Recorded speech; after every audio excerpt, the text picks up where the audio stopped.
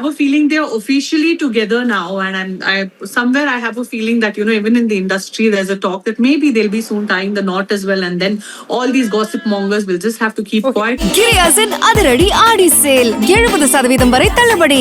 கிரியாஸ், இது நம்ம ஃபேமிலி. முதல்வர் விஜய் அவர்களோட தலைமையில கடந்த ஆகஸ்ட் 15ஆம் தேதி சென்னை ஜார்ஜ் கோட்டையில 80வது சுதந்திர தின விழா நடந்துச்சு. இந்த விழாவில் முதல்வர் விஜய் அவர்கள் தேசிய கொடியை ஏற்றி வச்சு மக்கள் கிட்ட பேசினாரு. இந்த கொடியேற்ற விழாக்கு முதல்வர் விஜய் அவர்களோட அம்மா, அப்பா, ரிலேட்டிவ்ஸ், ஃப்ரெண்ட்ஸ், டிவிகேவை சேர்ந்த முக்கிய நிர்வாகிகள்னு பலருமே வந்திருந்தாங்க. ஆனா இந்த விழாவுக்கு நடிகை த்ரிஷா வந்ததுதான் பலருக்கும் எதிர்பாராத ஒரு விஷயமா இருந்துச்சு. முதல்வர் விஜய் மற்றும் அவருடைய மனைவி சங்கீதா தொடர்பான விவாகரத்து விவகாரம் கடந்த சில மாசங்களா பேசுபொருளா இருந்த சூழல்ல சமீபமா தான் அவங்க விவாகரத்து மனுவை வாபஸ் வாங்கினாங்க. இப்படி முதல்வர் விஜய் மற்றும் த்ரிஷா தொடர்பா ஏற்கனவே சோசியல் மீடியால பல்வேறு விதமான விமர்சனங்கள் தொடர்ந்து வந்துட்டு இருந்துச்சு. இந்த ஒரு சூழல்ல நடிகை த்ரிஷா சுதந்திர தின விழாவுக்கு வந்தது சிலருக்கு அதிருப்தியை ஏற்படுத்துச்சு. மேலும் த்ரிஷா இந்த விழாவில் கலந்துகிட்டது தொடர்பா ஒரு பிரபல நாளிதழிலையும் கடுமையா விமர்சனம் பண்ணி செய்தி வெளியிட்டு இருக்காங்க. சுதந்திர தினத்துல கொடியேத்தின முதலமைச்சர் மானம் காத்துல பறந்துச்சு. வெக்கமோ கூச்சமோ இல்லாம ஒரு நடிகைய முன்வரிசையில உட்கார வச்சு 2 பேரும் மாறி மாறி சல்யூட் வச்சதை அவருக்கு ஓட்டு போட்டவங்கனாலேயே சகிக்க முடியல.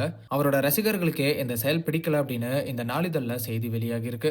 அந்த பிரபல நாளிதழ் வெளியிட்ட செய்திக்கு சோசியல் மீடியால பல்வேறு விதமான கருத்துக்கள் வந்துட்டு இருக்கு. அந்த வகையில இந்த செய்தியை மையமா வச்சு இந்தியா டுடேல நடந்த ஒரு விவாதத்துல நடிகை நிக்கி கல்ராணியோட அக்கா நடிகை சஞ்சனா கல்ராணி கலந்துகிட்டு பேசியிருக்காங்க. அந்த விவாதத்துல பேசின சஞ்சனா கல்ராணி, முதல்வர் விஜய் அவர்கள் சிறப்பா செயல்பட்டு வராரு அப்படின்னும் அவரை வேலை ரீதியா விமர்சிக்க முடியாததுனாலதான் த்ரிஷாவை வச்சு இந்த மாதிரியான விமர்சனங்கள் முன்வைக்கப்படுது அப்படின்னு சொல்லியிருக்காங்க. மேலும் அவங்களுக்கு குறை சொல்ல வேற எதுவுமே கிடைக்கல, அதனால இதை வச்சு பேசிட்டு இருக்காங்க அப்படின்னும் இதுவும் ரொம்ப நாளைக்கு நீடிக்காது அப்படின்னு சஞ்சனா பேசியிருக்காங்க.